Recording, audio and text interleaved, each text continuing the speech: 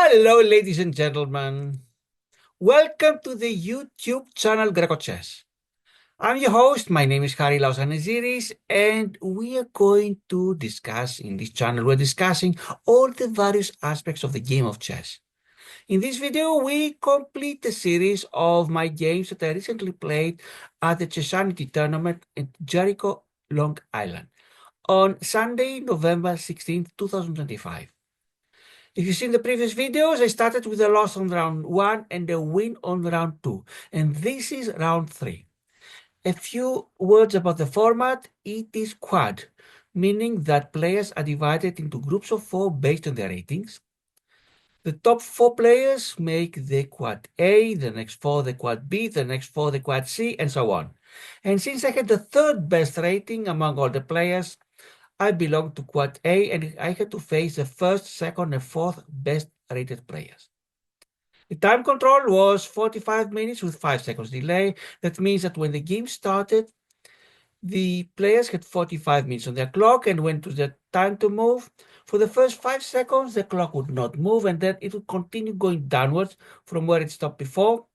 Players needed to complete all their moves before the clock went down to 0, otherwise would be timed out and lose, unless the opponent had insufficient material, when it would be a draw. And before we begin, once again, thanks to the organizers that made sure that tables, boards, pieces, and clocks were all set up correctly, so players did not need to worry about this issue and only focus on their play. My opponent on round 3 was Evan Su Yuan. And before I start the game, let's give a look at the ratings.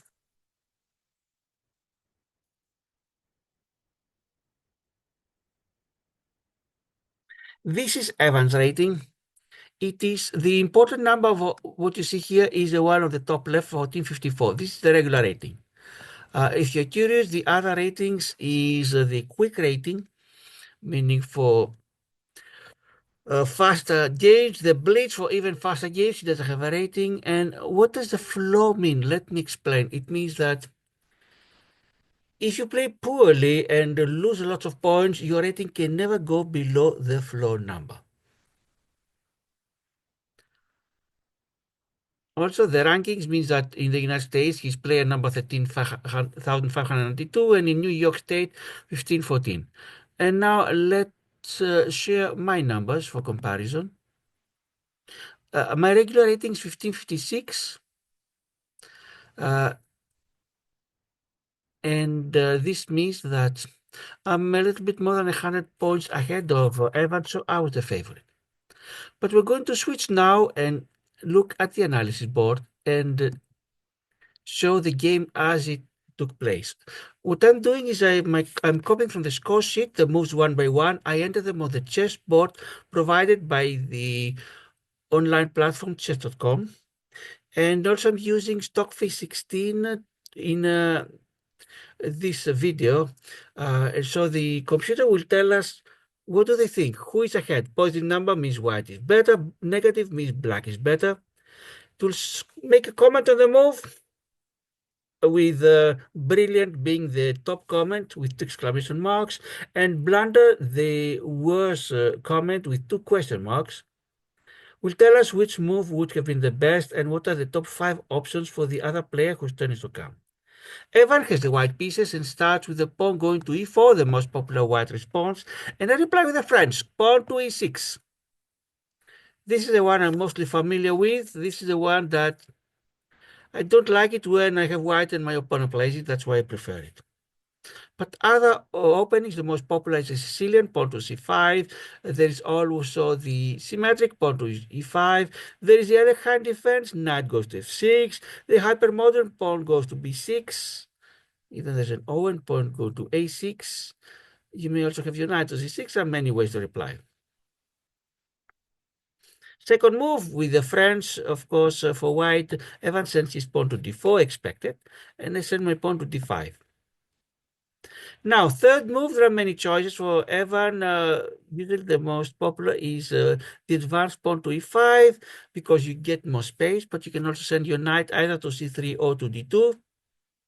Perhaps the bishop to d3. quite a few options, and he chooses his bishop, his knight to d2. The problem with that is he blocks the bishop on c1. And I set my knight to c6, pawn to c3. That is one reason why he sent his knight to d2, so pawn can go to c3 and protect the pawn at d4. Because now it was for grabs, because the queen could not protect it any longer. And I take the pawn on e4. He takes it back with his knight. And this is the last of the book moves. You see here, it says book move. Book moves in the beginning and imply that the players are following the established opening theory. But at some point, they will leave it, of course. My knight goes to f6 for my fifth move. I deviate from opening theory. Computer thinks it's an excellent, or rather would rather have my queen go to d5. Usually you don't like to start with the queen too early, but at d5, the c3 is occupied by the pawn, so Evan cannot send the pawn to c3 to attack my queen. We completed the first 5 moves. Evan is ahead by 0.72. Sixth move. My queen will go out whether I want it or not. We exchange on f6. Next move, bishop goes to d3. And my bishop goes to d6. We develop the bishops that were originally on the f5. Knight f3 for Evan. And my bishop goes to f4. Now, before I play that, let me tell you what would have happened if I was not careful. If I allowed Evan to play a second move in a row, bishop goes to g5, and my queen is lost. There are more than one ways to defend against that, assuming you sit on time, because if you don't sit, and for example, you castle, or your bishop goes to d7, suddenly you see a bishop on g5, and the game is over, the queen is lost. What can you take in exchange? Because I really had a game where my queen was lost very early, but I saw I could get back a rook and a bishop. So I said, let's get what we can, and I ended up winning that game many moves later. But here I could get nothing more than a bishop or a knight. Fortunately, I saw it. The best way of the computer is pawn goes to h6, blocks the bishop g5. Otherwise, you can put back your queen to d8. I didn't want to do it because it's a waste, the queen going back and forth. For pawn to h6 and pawn to g6, the third best moves, I didn't like them because they would damage my pawn structure. So I did the next move. Pawn goes to f4. 2-minute pawn. Bishop goes to f4. And kingside castling for Evan, and I take the bishop on c1, so don't have to worry about this issue any longer. Of course, Evan takes it back with his rook, and kingside castling for me. And we completed the first 10 moves, and Evan has an advantage of 1.23. It's growing little by little, but still not decisive yet. And fortunately for me, no dark-colored bishop to end up at g5. Rook to e1 to exert pressure on the semi-open e file. I call it semi-open because there's a black pawn on e6, but no white pawn. And I want to share the control of the e file. My rook goes to e8. Rook to e4 is ready to, if allowed, to go to h4 and threaten the pawn on h7.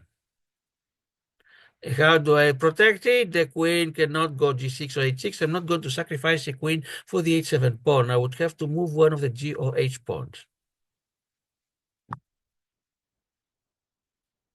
But I find a better way to protect it. My knight goes to e7, which means that if rook goes to h4, knight can go to g6, and h7 pawn is protected. Instead, Evan sends his knight to e5, since there's no knight on c6 to challenge it. You don't like your opponent to have a knight on your half of the board. Still, it's not yet an outpost. There is no d pawn, but there is an f pawn on f7. So perhaps the knight could be challenged by the f7 pawn. I wouldn't want to do it because it weakens the space in front of my king, but at least the knight is not yet an outpost.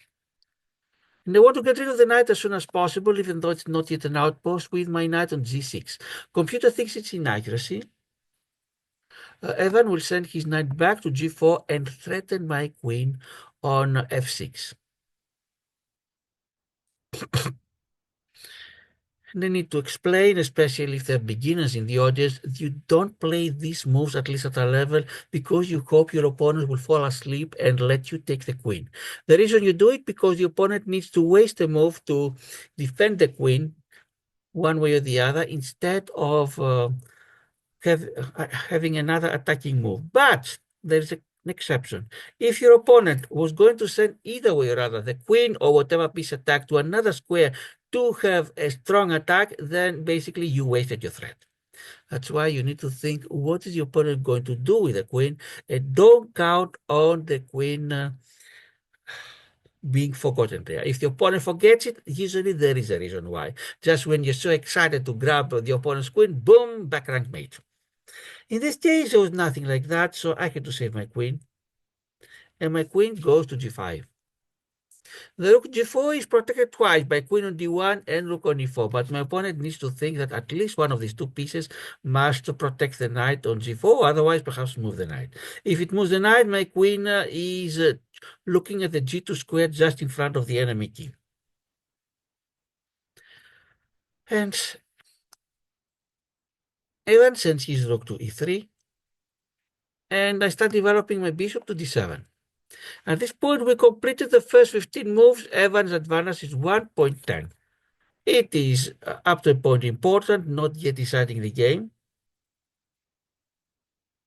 But Evan is clearly better. Rook goes to g3. And my queen goes to d5. Attacks the pawn on a2.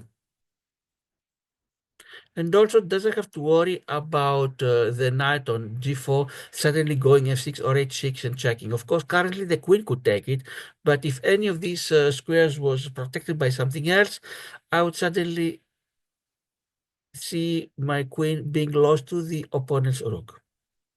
Here there is something I need to be worried about, that my opponent might be able to send the rook to f6 check and have a fork, but for the time being there's a g7 pawn that will grab the knight. But if this g7 pawn disappeared one way or the other, was moved, was taken, or whatever, was exchanged, I would have to worry about it.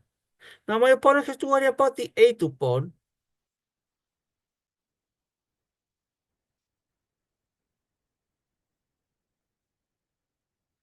And saves it with the pawn going to b3. Computer thinks it's inaccuracy. Would rather have Evan start an attack with the h4 pawn. And you may think that the h4 pawn is lost by the knight. Yes, but then rook goes to h3, attacks my knights, and the Evan is better off without the h pawn if he can bring his queen and rook on the h file.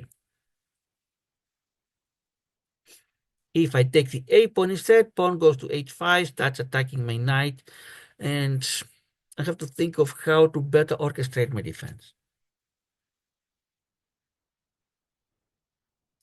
My bishop goes to c6, and now there is a sort of threat for a mate, meaning Evan needs to make sure his rook on g3 is protecting the pawn on g2.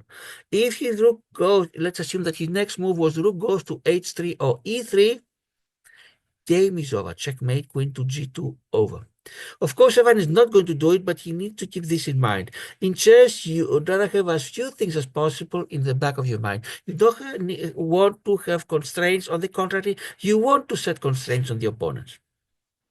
In the extreme case, but this usually happens in the ending, your opponent may have so many constraints, there is no legal move they can play, but they must play a move.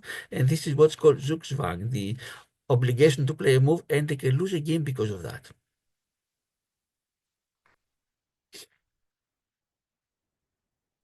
Rook goes to c2 for Evan to have another way to protect the a2 pawn and have also bring the rook e2 and then to the attack. Because Evan would like to control the semi-open file, but as I mentioned now, if he does with his rook from g3 to e3, he's checkmated next move. My rook goes to d8 to have better control of the semi-open d file.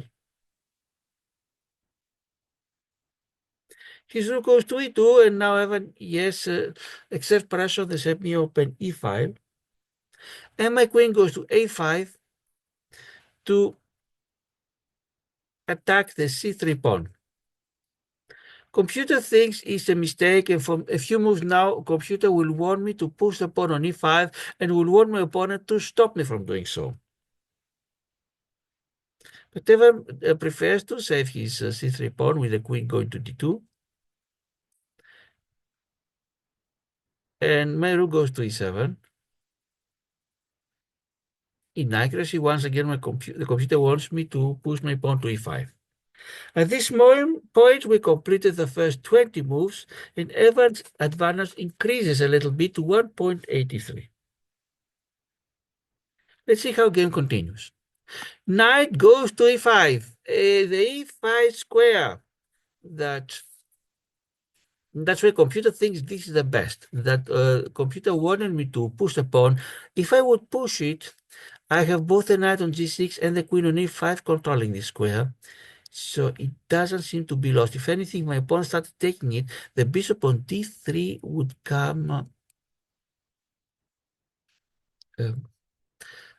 pinned to the queen. I don't like the knight on my half of the board. As I mentioned before, it's not yet an outpost because the pawn on f7 can attack it, but then I weaken the space in front of my king. Then the e6 pawn is protected only by the rook on e7, and if a bishop or a queen could land there, my pawn start checking and putting me under more pressure. Instead of attacking the pawn, I exchange. And now my queen is attacked, but I'm saving it by interfering with the rook. Pawn goes to b4 for Evan, threatens my queen, and my queen has nowhere to go that can be self-safe and also protect the rook on d5. But fortunately, my rook is protected also by the bishop on c6. So don't have to worry about losing either queen or rook. So queen goes to a4. Rook goes to e4. For Evan, he wants to place rooks on the h file. Computer thinks it is a miss. Would rather have the bishop attack my queen. It is a one move attack. I'm not sure what he could get out of that.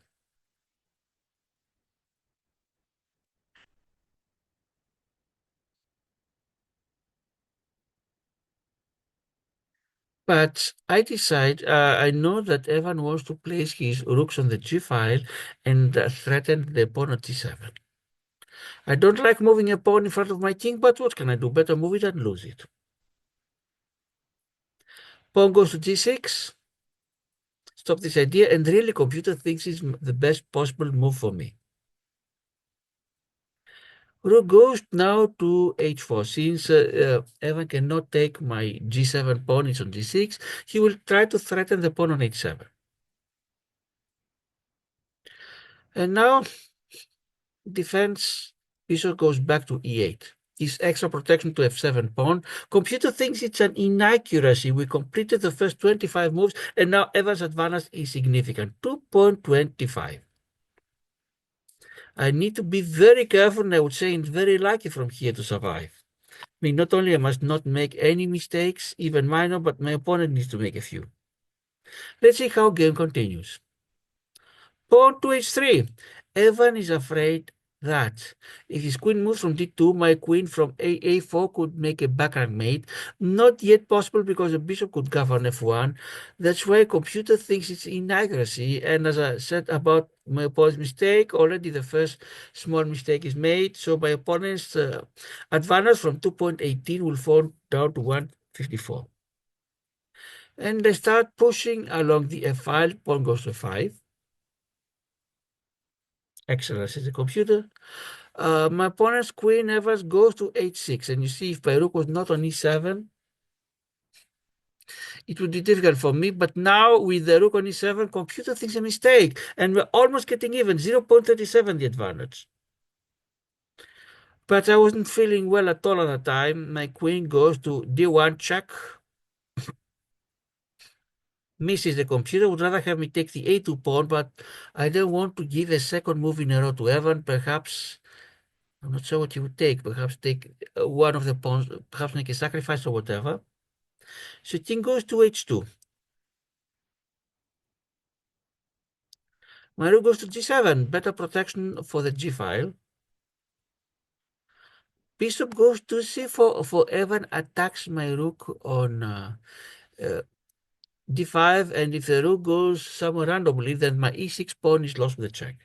And of course, I'm not going to do it. My rook is going to go back to d6. At this point, we completed the first 29 moves, and Evan has an advantage of 2.06. And before I show you how the game concluded, because at this point, what happened is that we had less than 5 minutes on our clocks, and so I stopped recording. What happened is that the game would continue and Evan was down on his last second. But before we do this, let's review the part until now and then I'll tell you what happened later in the game. You see Evan starts getting an advantage. In the end, 74.9% for him, 70.9 for me. He played as if his rating was 1800, better than his own, quite a lot. Mine 1650, a little bit better than mine. No brilliant or great moves. Best 8 for Evan, 4 for me. Excellent 2 each. Good 3 for Evan, 4 for me. Book 5 for Evan, 4 for me. Inaccuracies 4 for Evan, 9 for me. Mistakes 3 mistakes made by Evan and 2 by me. Misses 3 by Evan, 4 for me, and Evan made the blunder.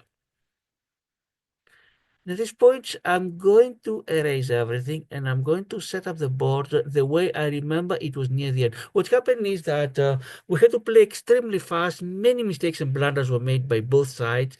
And in the end, Evan he had just 1 second and I had less than a minute. But there was a 5 seconds delay. So when Evan's turn was to move, if he could play in the first 5 seconds, which happened, then he would still keep his last second. And let's make the board now.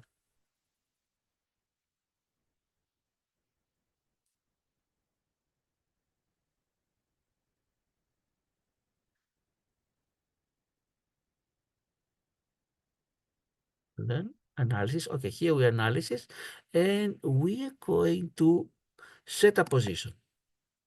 First of all, let's erase everything.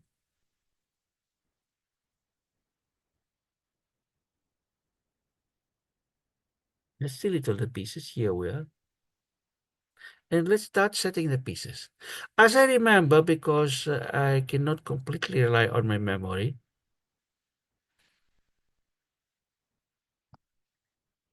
Evan had 2 rooks here and there. My king was here. His king was here.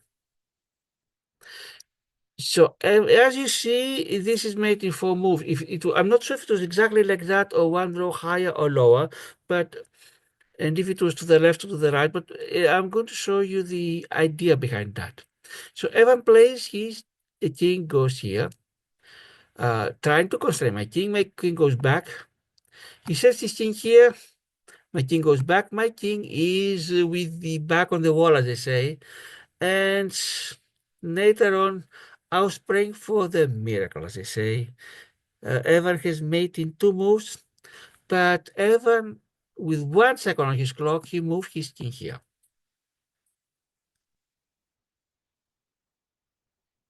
And the moment that he moved his king here, I knew it. Stalemate. Because my king cannot go anywhere. I cannot go in any of these 5 squares. So finally, I got a very, very, very lucky draw in the end. Which proves once again I have both been lucky and also have suffered.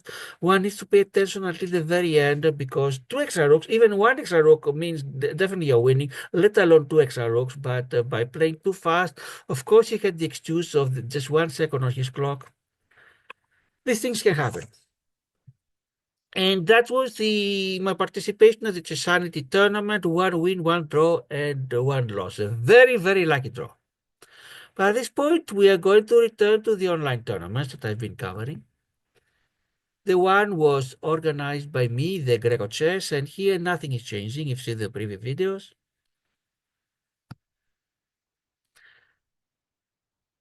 You see that only 6 games remain, and all this it is the turn of hunting achievements, who has not played a single move yet, has not logged in since October 20th, and he's using his vacation time. But let's see how much vacation time he has left.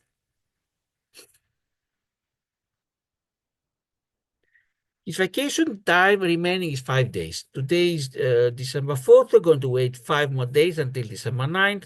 And at that point, we'll see if he's willing to play or if he's going to lose by default. And I'm not sure if he has 3 moves of the regular time to play, but at most 8 moves. And we'll see if Hunting Achievements is actively participating or not. Let's go to, other than that, let's go back and see what was happening. The 3 other groups have been decided. Group 2, Barak 7 from Israel. Group 3, myself, Dahari from Greece. And Group 4, Maiskin from Italy have already advanced to the final round. So it is between, so the 3 of us finalists, and then between Maxim Govorucha from the Ukraine and Hunting Achievements from France. Let's go to the other tournament, to the Underwater Moonlight.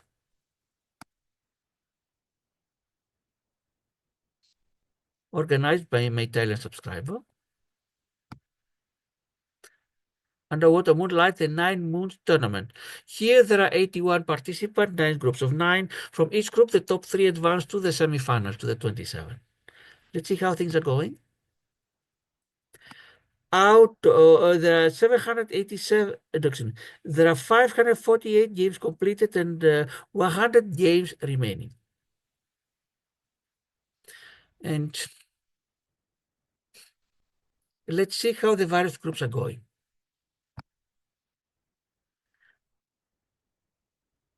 Group 1, Lotus Time Chess from Japan, 13.5.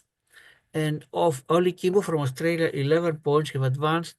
And the third place is between Marco 1409 from Germany and Canon 1972 from the United States. It all depends on how many points Canon 1972 will be able to get. The 5 games remaining are his games. Group 2, Spider 99 from Egypt leads with 13 points. Group 3, here is my Italian subscriber, Zanilor. Is participating. He completed with 10 points.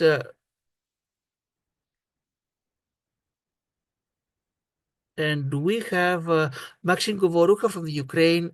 He has 12, is completely 100% winning, 12 wins in 12 games. And VNK Varanansa from United States, also 12 points, although he has 2 losses.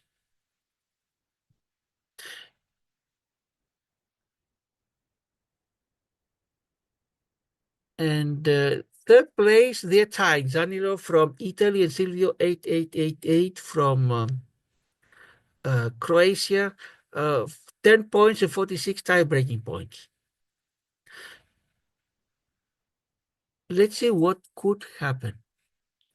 Of course, if any of the ones remaining, and in fact, there is, if RMV 9827 can get more than a point, he will pass them.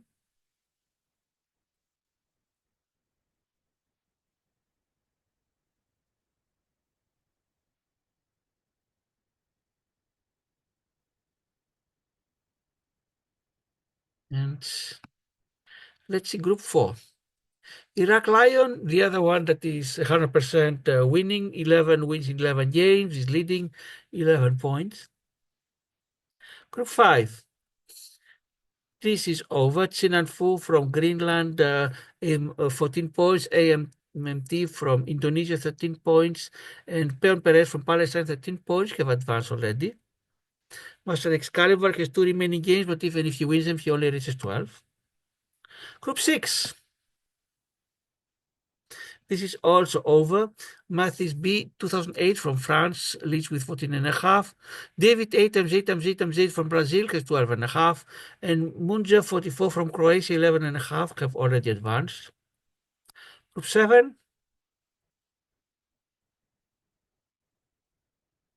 This is also over. Janat F66 from Uzbekistan, 14.5. Mubis from Nigeria, 12. And the Tragis from Brazil, 11.5, have already advanced. Group 8, my group, didn't do well at all. You see, I'm already fifth to 7.5, with a small chance even to go down to 6. I'll be either fifth or sixth in the end, 7.5 total. And let's see who. Khaled Kadab from Egypt leads with 11 points. And Group 9, Team Rocket from Australia leads with 9 points. A lot of exciting games remain. And I'll give another interesting look. They like to give, chess.com likes to give the biggest upset. Let's see what was the biggest upset. Monday, perhaps I might comment on this game completely. Here we have C.W. Farley with 787, defeated Daily Nothing But. Let's see what group was it. Of curiosity.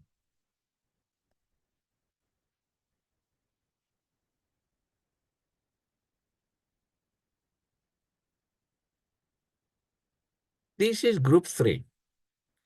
And these two players, Daily and Nothing But, was so depressed that he decided to withdraw. C.W. Farley has 4 points, but not enough to advance. Okay. Perhaps one day we can discuss this game. But that's it for now. Ladies and gentlemen, what next for me? This Friday, I'm starting participating in a new tournament in Floral Park, New York. It is the Queen's Chess Club tournament. Sunday, I have the next chessanity tournament. Lots of interesting things to happen. But thanks all of you for watching. Thanks to the viewers. To the subscribers, if you have not yet subscribed, all it takes is one little click. To the likes and to the nice comments we had. Ladies and gentlemen, this is Harry Lausanne series and my YouTube channel. Goodbye.